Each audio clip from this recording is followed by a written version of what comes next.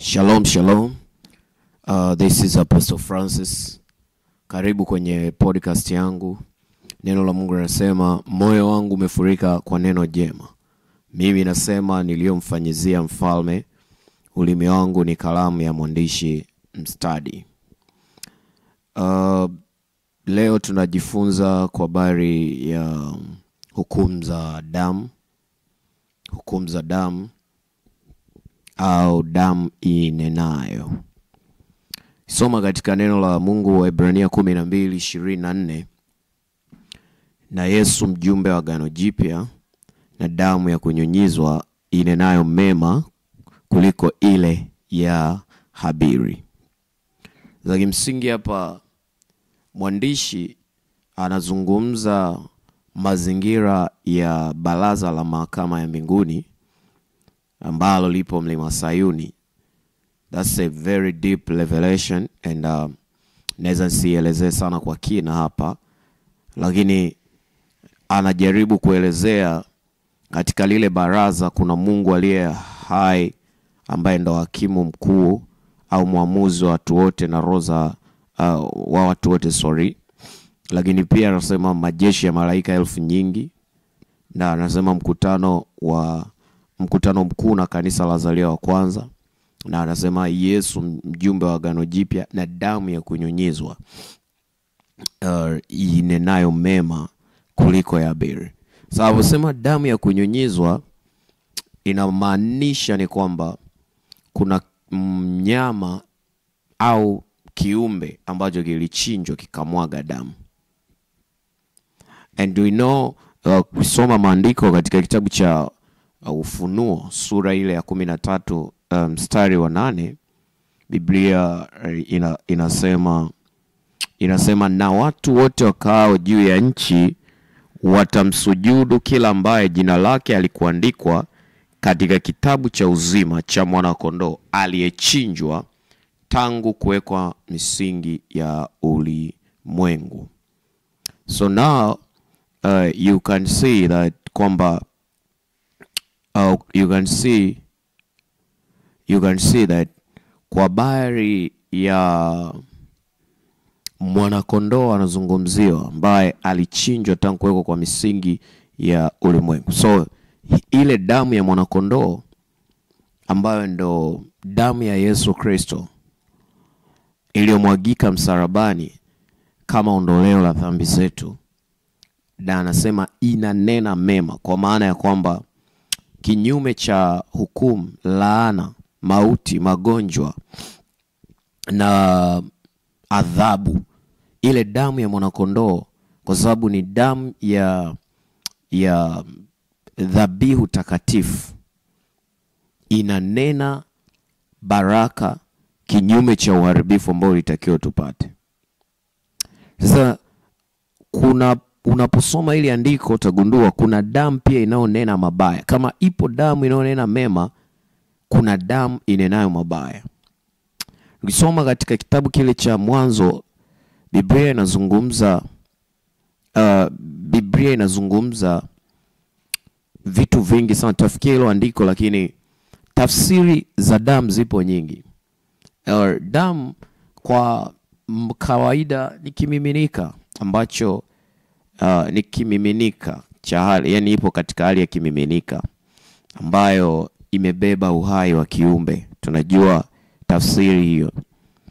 Sasa ni uhai wa mtu au mnyama. Uhai wa mtu unahifadhiwa katika damu. Unapomwaga damu ya mnyama unaondoa uhai wake wa mwilini.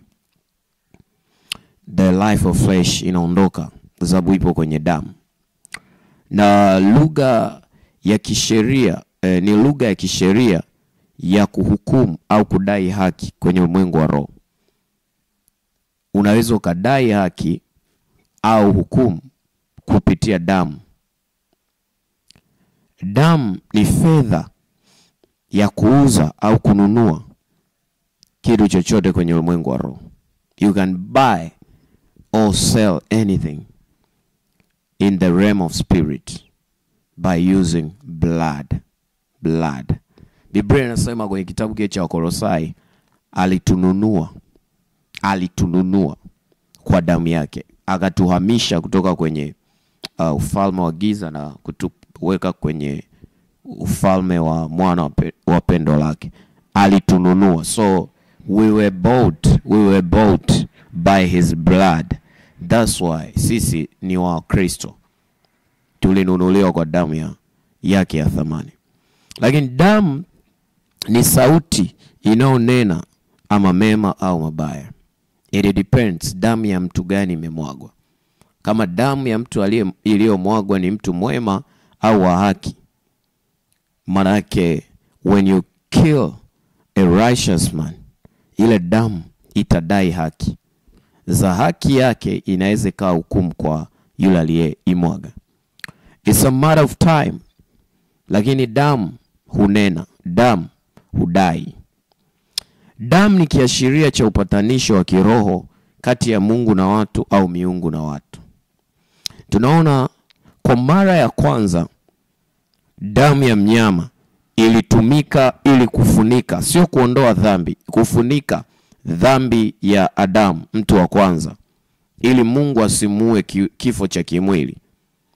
Sasa Biblia inasema, Biblia inasema ukisoma Mwanzo 3:21, Bwana Mungu akawafanyia Adamu na mkewe mavazi ya ngozi, akawavika. Ile ngozi ni ya mnyama, sio ngozi ya mti.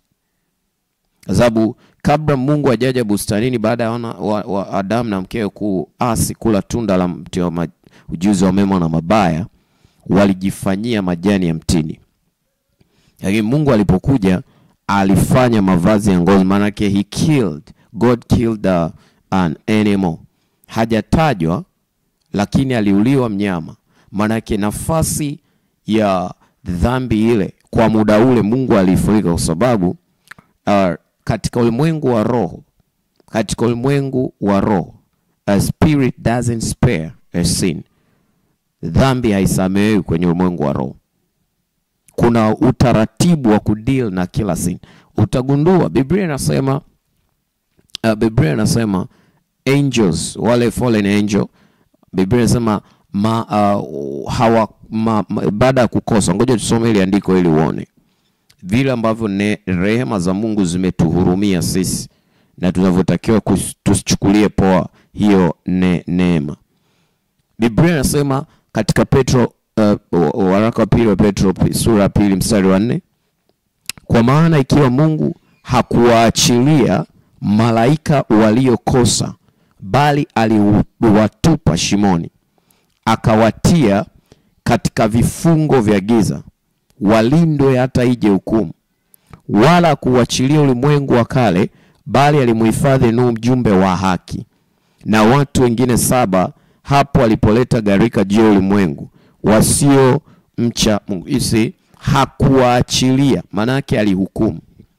Maana yake Mungu hawezi kuiita dhambi haki. Dhambi kwa Mungu ni dhambi na haki itakuwa haki. So Mungu anajaji according to the righteousness or the sin.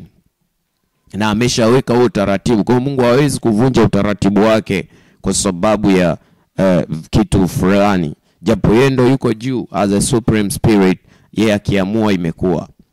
So Mungu aliwatengenezea damu na hao mavazi ya mnyama ambaye alimuua, ndipo akaitengeneza ile ngozi kama vazi. Hivyo damu ya yule mnyama ilitumika kama picha ya mwanakondoo ambaye ndiye Kristo, ambaye ndiye alinaye stahiri kwa maana ya sifa, kwa maana ya vigezo mbele za Mungu, ndiye anayestahili kuchukua au kuondoa dhambi ya Adamu. Yes. So damu ya mnyama ile utagundua haikuondoa dhambi wala laana ambazo Adamu alitamkiwa, kwa sababu ni damu ya mnyama. Ndio maana Biblia inazungumza baada ya hapo Mungu akawatoa bustanini, anasema wasije wakanyosha mkono wakala matunda ya uzima wakawa hai milele. You see that? Kwa sababu mojawapo ya sheria kiagano waliopewa, siku atakayokula matunda ya ule mti watakufa hakika. So kwenye Ufunuo tumeshaona 13:8 Biblia inasema damu ya kitabu cha uzima cha mwanakondoo aliyechinjwa tangu kuwekwa msingi ya ulimwengu. Huyu mwanakondoo aliyechinjwa tangu kuwekwa misingi ya dunia ni nani? Turudi kwenye swali la Mungu kwa Ayubu. Ayubu 38 mstari wa 4 na wa 6. Ulikuwa wapi nilipoiweka misingi ya nchi? Haya, sema kama ukiwa na ufahamu. Misingi yake ilikazwa juu ya kitu gani? Au ni nani aliyeiweka jiwe lake la pembeni? Yametumika maneno mawili ya Kiebrania kuelezea msingi. Neno la kwanza ni yasad. Yasad humaanisha kuanzisha, kuweka wakfu, au shauri, au kuelekeza, au kuchagua. Na neno lingine ni Eden. Eden ile ya bustani, Eden. Humaanisha nguvu au msingi wa jengo au safu, mpangilio kutoka chini kwenda juu. Hivyo damu ya mwanakondoo ilimwagwa juu ya msingi wa dunia wakati inaumbwa. Hii ni lugha ya picha ya Biblia inayomaanisha mwanzo au mpangilio wa ulimwengu umewekwa ndani ya mfumo unaoitwa Kristo, ambaye katika yeye yote yaliyofanyika yalipata kuwepo, ambaye hapo mwanzo aliitwa neno. Ukisoma Yohana 1, Yesu ndiye mzaliwa wa kwanza wa vitu vyote vya mbinguni na duniani. Yeye ndiye mwanzo wa mambo yote na mvumbuzi na msanifu mkuu. So tunajua ya kwamba damu ya mwanakondoo ya kunyunyizwa ni mbadala sahihi na wa malipo ya dhambi zote za ulimwengu. Maana adhabu ya dhambi yoyote mbele za Mungu inastahili kifo, ama cha kiroho ama cha kimwili. Hivyo damu ya mwanakondoo ilibeba adhabu ya wanadamu ili kuistahi hasira ya Mungu. Sababu Mungu hapendi na hawezi kuiona dhambi asiadhibu. Maana yeye ni mtakatifu na ni hakimu wa haki. Sasa listen. Mauaji ya mtu au kumwagika damu isiyo ya mtu asiye na hatia au mtu wa haki. Kwa mara ya kwanza tukio la mauaji linakuwa recorded kwenye Biblia, Kaini alipomuua ndugu yake Abili. Biblia inasema Mwanzo 4 mstari wa 8 na wa 10. Kaini akamwambia Abili nduguye, twende uwandani. Ikawa alipokuwako uwandani, Kaini akamuinukia Abili nduguye akamuua. 9. Bwana akamwambia Kaini, yuko wapi Abili ndugu yako? Akasema, sijui, mimi ni mlinzi wa ndugu yangu. Akasema, umefanya nini? Sauti ya damu ya ndugu yako inanililia kutoka katika ardhi. Sasa listen, since there, katika uzao wa Kaini na Abili ni picha mbili za mbegu ya Mungu na mbegu ya nyoka au shetani. Yani katika Abili na Kaini kuna picha ya uzao au uzao ambao ulitoka kwa mwanamke. Lakini katika kipindi cha anguko la damu na mkewe walipokula tunda la mti wa ujuzi wa mema na mabaya, Mungu alimwambia mwanamke ameweka uadui kati yake na nyoka, na uzao wa mwanamke utauponda kichwa uzao wa nyoka, na uzao wa nyoka utauponda kisigino uzao wa mwanamke. Kaini na Abili ni picha ya mbegu ya nyoka na mbegu ya mwanamke. Kaini alikuwa muuaji. Hii ni sifa ya shetani. Ndiye muuaji na baba wa uongo, kama ilivyokuwa recorded kwenye Yohana 8 mstari wa 40 hadi 44. Baada ya Abili kuuliwa na Kaini, damu yake ilianza kucommunicate na Mungu kutoka ardhini. Kumbe damu inaomwagika bila hatia ni kipaza sauti cha kumuita Mungu aje kuhukumu uovu au kutoa adhabu. Mungu anamwambia Kaini, damu ya ndugu yako inanililia kutoka ardhini. Damu iliyomwagika bila hatia au kosa au dhambi huwa inanena, inadai fidia au hukumu dhidi ya kizazi au mtu aliyeimwaga. Ndio maana Mungu alimlaani Kaini. Mungu alimlaani Kaini kwa sababu gani? Angalia kwenye Mwanzo sura ya 4 mstari wa 11 na 12. Basi sasa umelaaniwa wewe katika ardhi iliyofumbua kinywa chake ipokee damu ya ndugu yako kwa mkono wako. Utakapoilima ardhi haitakupa mazao yake. Utakuwa mtoro na mtu asiye na kikao duniani. Utakapoilima, angalia, Mungu alimlani Kaini kupitia ardhi iliyofunua kinywa ikapokea damu ya Abeli. Swali, ardhi ina kinywa? Soma Hesabu 16. Hesabu 16 30 mpaka 33 na 26:10. Musa alipowalaani Kora na wote walioshikamana naye, akasema ardhi ifunue kinywa chake na kuwameza. Ardhi ifunue kinywa chake na kuwameza. Na kuwameza nini? Kuwameza na washukie shimoni kuzimu. So listen, kwenye hii ardhi ni mlango mzuri wa kwenda kuzimu. I can prove it. I can prove to you with thousands of scriptures. Lakini leo ninajikita kwenye hukumu za damu. Mungu akailani nchi isimpe mazao atakapoilima. So hata watu wanapofanya uwekezaji kwenye ardhi huwa wanaenda kusemeshana na malango ya nchi, midomo au kinywa cha nchi. The spirit. Biblia inasema sema na huu mlima, ongea na huu mlima. Anaambia nani ewe mlima mbele ya Zerubabeli? Mlima. Biblia inasema Yesu mahali pengine anawaambia wanafunzi wake, ukiwa na imani kiasi cha punje ya radari, unaweza ukauamuru mlima, unaweza ukaungoa mlima ukautupa baharini, unaweza ukauamuru mti ukautupa baharini. Because when you speak to the mouth of the earth, ukisema na kinywa cha nchi kikakuelewa. Sasa lugha ya nchi, damu ni lugha ya kucommunicate na nchi. Ndio maana mahali popote unapoenda kwa habari ya kufanya matambiko, yale matambiko ya kimira, matambiko ya kichawi na kiganga, mojawapo ya lugha ambayo inaongea kuliko lugha nyingine, hizo madhabahu zina respond kwenye damu. Zinasikiliza damu.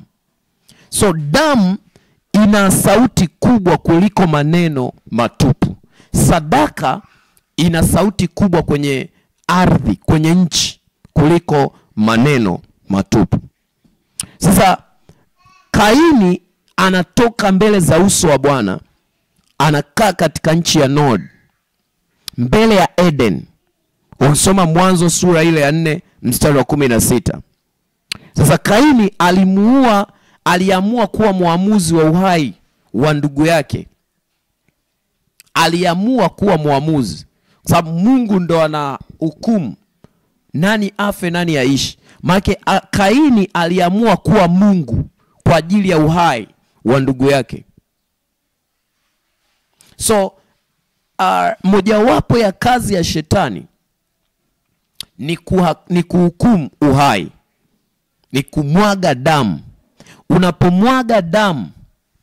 Unapomwaga damu ya mtu au kiumbe kisicho na hatia, manake umevaa uhusika wa uhakimu au uhusika wa Mungu. And no man can turn to God. Of course alituumba kwa mfano wake na kwa sura yake, lakini hakuna mtu anaweza kujifanya Mungu. Hakuna mtu anaweza kujipa ukuu wa uungu. Hata ukuhani hakuna mtu anaweza kujifanya kuwa kuhani.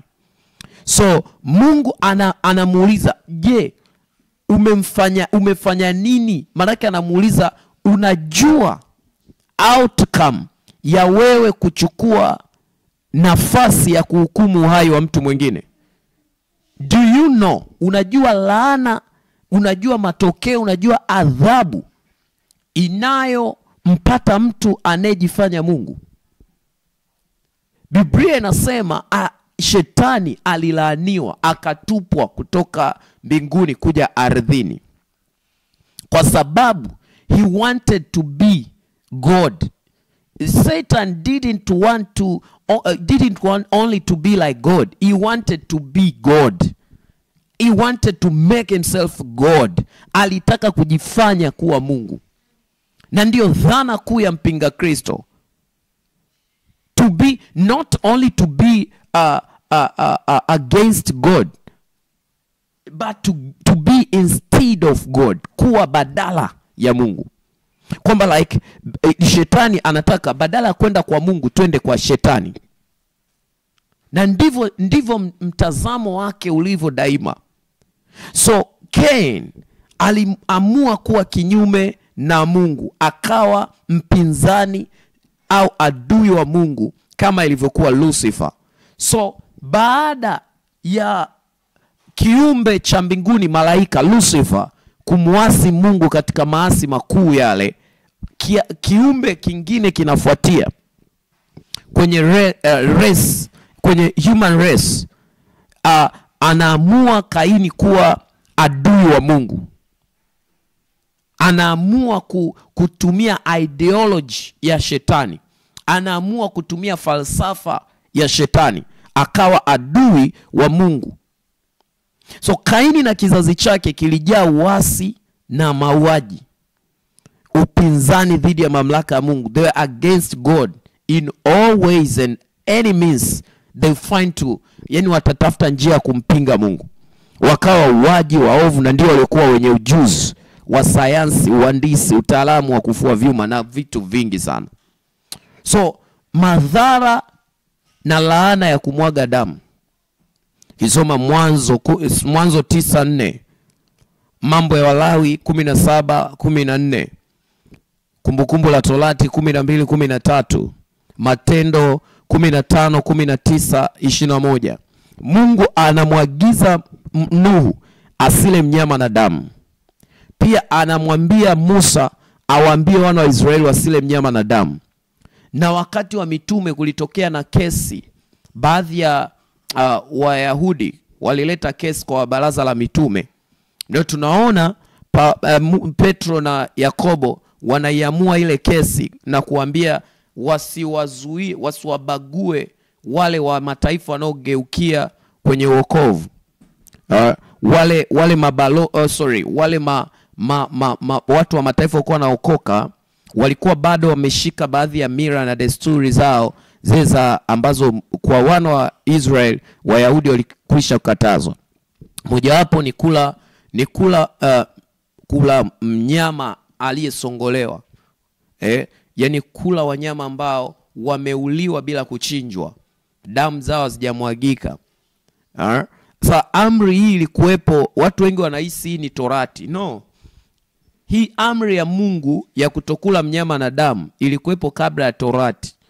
Nuhu ameishi before Torah, ameishi kabla ya Musa, ameishi kabla ya Torati kuja. Biblia inasema katika kitabu kile cha Yohana, Torati ilikuja na Musa, ilikuja kwa mkono wa Musa, but neema na kweli ilikuja kwa mkono wa Yesu Kristo. So hiyo sio swala la kusema kuanza kupambana na kupeana vifungu vya maandiko.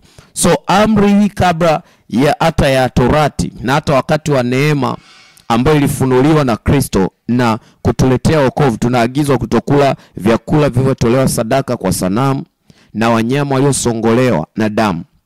Hivyo kanisa lote linapaswa, ni lazima kufuata fundisho hili la msingi lililotolewa kwanza na Mungu mwenyewe, pili limetolewa na mjumbe wa Mungu Musa, na tatu limetolewa na Yesu au mitume ambao walikuwa wameshika fundisho la Yesu Kristo. Sasa Biblia inasema sisi tumejengwa juu ya msingi wa mitume na manabii. So Moses was a prophet. Paul, Peter, and James, they were apostles of Christ Jesus. So they heard directly from Jesus. Wao walimsikia Yesu moja kwa moja. Maana kuna vitu huenda havijaandikwa, lakini they heard. Biblia inasema mambo yote aliyofanya Yesu kama yangekuwa recorded, vitabu visingetosha. Sasa listen, kumwaga damu huleta laana ya matukio ya damu kwenye ama familia, mji au taifa. Narudia tena, kumwaga damu huleta laana. Kuna consequence za kumwaga damu isiyo na hatia katika ngazi ya familia, taifa au mji. Mfano, kuna laana ile ya Daudi kwa Yoabu aliyemuua Abneri mwana wa Neri, jemedari wa jeshi la Israeli. Kuna laana pale ipo. Biblia inazungumza kwenye kitabu kile cha Samueli, nadhani. Kwenye kitabu kile cha Samueli sura ile ya pili mstari Samueli wa pili sura ya 3 mstari 28 hadi 30. Tunajua laana ni apizo au tamko la uchungu ambalo utamkiwa mtu akitenda kosa ambalo alistahili msamaha. Lakini maandiko pia yanasema laana haimpati mtu pasipo na sababu. There must a cause, there must a reason behind the curse. Sa laana ya Yoabu, naona Yoabu alikuwa ndiye kiongozi wa jeshi la Daudi. Wakati Daudi ndo alikuwa captain, alikuwa ndo jemedari. Wakati ule Yoabu alikuwa ndo kama msaidizi wake, alikuwa mtu wake wa karibu sana katika vita zake zote. But tunaona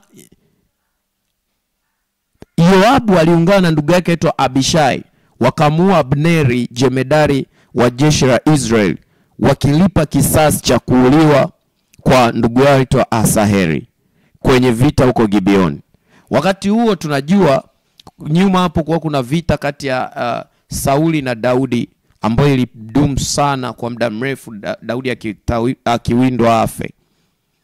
Sasa wakati Daudi anaomboleza, akasema yeye na ufalme wake hawana hatia milele mbele ya Bwana kwa sababu ya damu ya Abneri. Lakini laana imwangukie Yoabu kichwani. Imwangukie Yoabu kichwani pake na nyumba yake, na damu, yani anasema na laana imwangukie Yoabu kichwani pake na nyumba yake. Nyumba ya Yoabu isikose mtu asiyetokwa na damu, mwenye ukoma au mwenye kuanguka kwa upanga au mwenye kuhitaji chakula, yani mtu muhitaji, maskini, ombaomba. Sababu unaona laana zilizotamkwa, laana ya kwanza watu wanaotokwa na damu, namna yoyote ya damu yoyote, calculate and count and jipe majibu. Mwenye ukoma, magonjwa yale ya ngozi ya miili, magonjwa yale ambayo yanasababisha unakuwa isolated, magonjwa mabaya, leprosy inaweza ikawa ni ukimwi, leprosy inaweza ikawa ni yale magonjwa mripuko, leprosy inaweza ikawa ni ishara ya laana. Zamani katika dunia zamani ukiwa na ukoma ilikuwa inaashiria laana. Tunaona hata yule msaidizi wa Nabii Elisha alipojaribu kwenda kuchukua sadaka kinyume cha utaratibu, alilaaniwa. Biblia inasema yeye na nyumba yake, mtu wa Mungu Elisha akamlaani. So now tunaona Daudi naye anamlaani, anasema kwa sababu alimuua Abneri. Sasa Yoabu alimuua Abneri alipize kisasi cha ndugu yake, na akafikiri ataonekana amefanya jambo jema mbele ya mfalme, lakini akaonekana amemkosea Mungu, maana alimuua jemedari wa majeshi ya Bwana Israeli. Hata kama Abneri aliweza kufanya muunganiko na wauasi dhidi ya Daudi, lakini Daudi hakuwa tayari kugusa masihi wa Bwana, sababu Israeli ilikuwa ni taifa la kikuhani. So popote pale unapogusa, hata kama hujamgusa mchungaji, ila you have touched a son of a pastor, a wife of a pastor, or anybody who relates to a pastor or a man of God, umegusa masihi wa Bwana. So watu wengi hawajui mtu anaweza akatukana tu mtumishi wa Mungu, anaweza akajibu chochote kwa comment vyovyote unavyoweza kusema. Inawezekana amekosea kweli. Inawezekana mtumishi wa Mungu kwa namna moja namna nyingine lile jambo alilofanya amelikosea. But unapotoka kwanza kumhukumu, it means you are taking the position, you are taking the you are taking the position of God to kumhukumu yule mtu, to judge a man of God. And that is a servant of God. Kwa Mungu wake anainuka na kuanguka. Mungu anajua hukumu ya adhabu anayostahili. So usiwahi kusema Mungu amechelewesha hukumu. Mungu yuko on time. Always God is on time. Hajawahi kukawia, hajawahi kuchelewa Mungu. Mungu hajawahi kuchelewa. He is always on time after his word. Akilituma neno lake, make sure uwe na uhakika kwamba Mungu yuko hapo. Kwa sababu Biblia inasema yeye ulituma neno lake na uwaponya watu na maangamizo yao. Sasa listen, Yoabu anavuna laana mbaya na kizazi chake kwa sababu ya kosa gani? Kwa sababu ya kuua. Aya, okay, mfano mwingine kwa leo. Kijana Mwamaleki aliyemuua mfalme Sauli. Habari ipo kwenye kitabu cha Samueli wa pili sura ya 1 mstari wa 1 hadi wa 16. Kijana Mwamaleki aliyetia agizo la mfalme Sauli. Mfalme Sauli baada ya kuzidiwa vitani akamwambia yule kijana ammalizie, amuue. Baada ya kumuua akalichukua taji ya kifalme na kikuku mguuni mwake akamletea Daudi na kumshuhudia kuwa yeye ndiye aliyemuua Sauli. Alidhani kwamba amemuondoa adui wa Daudi, so labda ataonekana ni shujaa. Lakini Daudi anamlilia Sauli, anamwombolezea na rafiki yake Jonathan mwana wa Sauli. Sasa akamuuliza yule kijana, haukuogopa kumgusa masihi wa Bwana mfalme? Haukuogopa? The problem sio alikuomba umuue. Haukuogopa. So ni jambo la kuogopa kumgusa masihi wa Bwana. When mtu yeyote, that's why sometimes you better shout your mouth. You better shout your mouth. Then unaposikia kwa bali ya mtu anajiita mtumishi wa Mungu au ameitwa mtumishi wa Mungu, you better shout your mouth. Deal with your job, deal with your calling. Deal na calling yako. Usiwe hakimu badala ya Mungu kwa watu wake mwenyewe aliyowaita. Kwa sababu huenda katika kulopoka kwako kagusa na mtumishi wa Mungu wa kweli. Kuna watu kweli Roho Mtakatifu anaweza akakuonyesha akwambia this is not the servant of God. Deal with them.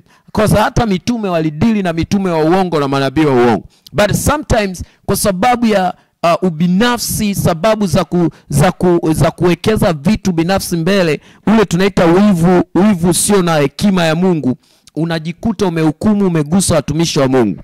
Biblia inasema kisha akaamuru kijana auliwe na akasema damu yako na iwe juu ya kichwa chako, kwa maana umeshuhudia mwenyewe kuwa umemuua.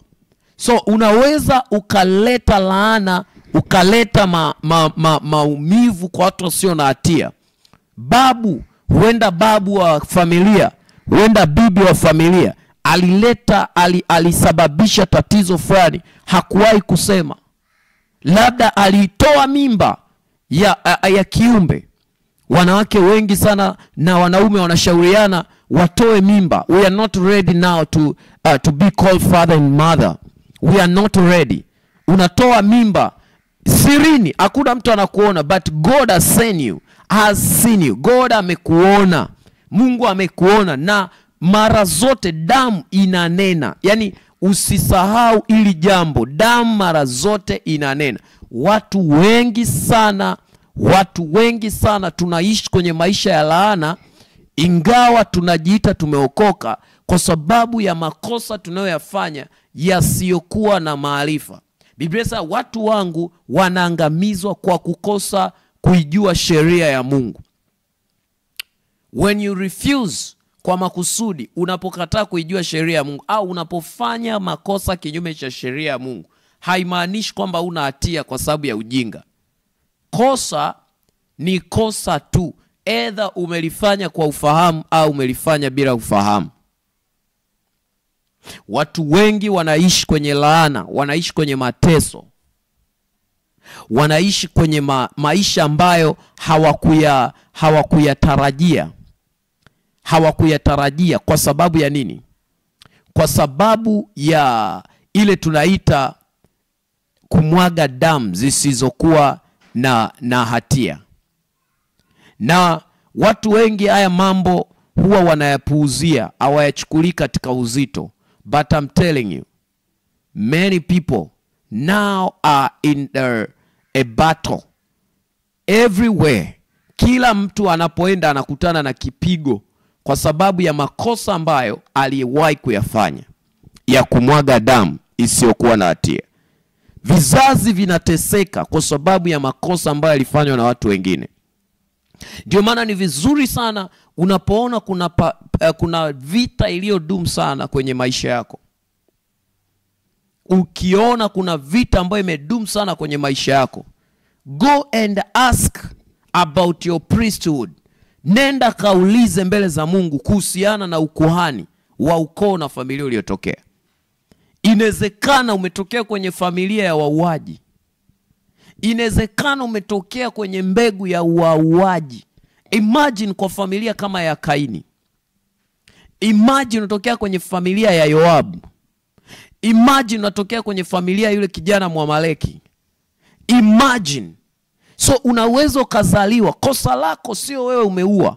Umezaliwa kwenye familia ya wauaji. Umezaliwa kwenye familia ya aina gani? Umetokea kwenye familia ya aina gani? Maratokusa pelites. Today I pray to somebody. Naomba kwa ajili yako na kwa ajili yangu. Nendo katubie. Nendo katubie matukio ya damu kwenye familia yako. Kamwambie Mungu akuhurumie wewe na ndugu zako. Kama kuna matukio, hata kama hujawahi kuyaona, go and ask God for mercy. Mercy. Mara zote hata kama hujui unachokiombea, unapoanza kuomba maombi ya rehema huleta akili ya kutambua makosa ambayo ulikuwa hujui kama ni makosa. Narudia. Maombi ya rehema huleta ufunuo mwepesi wa kujua aina ya kosa au dhambi iliyofanyika na wewe ukuijua au umeisahau. So let's cry for mercy. Matukio ya damu kwenye familia, matukio ya damu kwenye taifa, kwenye nchi, matukio ya damu. Kuna vitu ambavyo historia zinaficha. Wanasiasa hawatatuambia ukweli. Hata serikali za dunia zitatuambia. Hata wazazi wetu wakati mwingine hawatatuambia. Lakini tutajikuta tuko kwenye kibano cha laana. Kwa sababu gani? Kwa sababu dhambi imefunikwa badala ya kuondolewa. Dhambi imefunikwa badala ya kuondolewa. Ngozi ya mnyama haikuondoa dhambi na laana ambayo Adamu alitamkiwa. Mpaka alipokuja Yesu, mwana kondoo wa Mungu azichukuaye dhambi za ulimwengu. Akapay the complete debt.